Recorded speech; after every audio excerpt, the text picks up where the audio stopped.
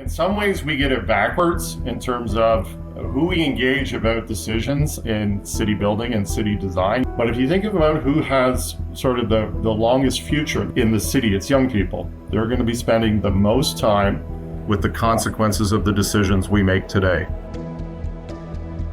Children are an important resident group.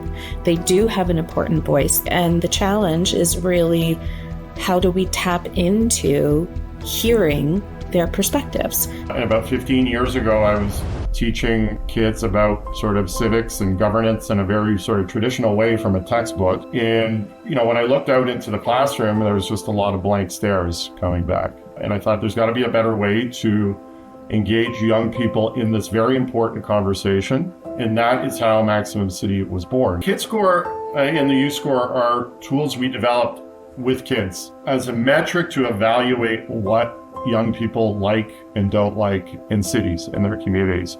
As a young person who goes out into their community for a walk using Survey 123, that score then gets visualized onto a map that compares it to all the other scores in that neighborhood and in that city. He really wants to make sure everybody's voice is heard. And that's about the work that we do externally in the world, hearing from youth.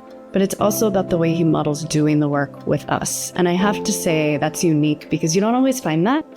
I think when we're looking at the voices and experiences of kids, it's not only asking them and getting their feedback, it's also acting on it. One thing that surprised a lot of people when it comes to putting wood chips down on the playgrounds, and multiple kids were saying they don't like it. It hurts to play on, it hurts to fall on. It's not fun playing on wood chips. Something concrete like that was critical. The next piece is, here's the data, policymaker, that you've heard from kids about what they think is important around the next time that an event is happening here. Here's the impacts that I have in my community, so that they can take that data and they can do something with it.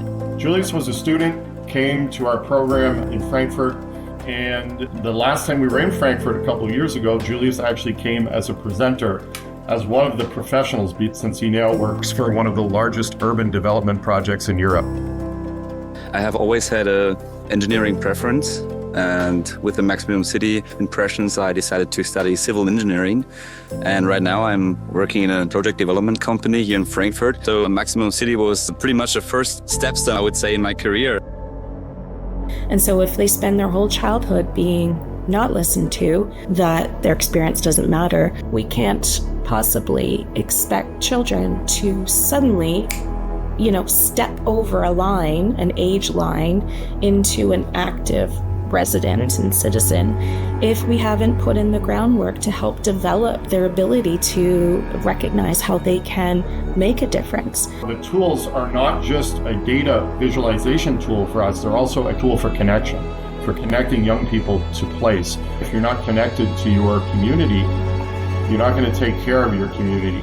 If every Canadian city integrated youth voice into urban planning, our cities would be fairer and support more people who are currently falling through the cracks.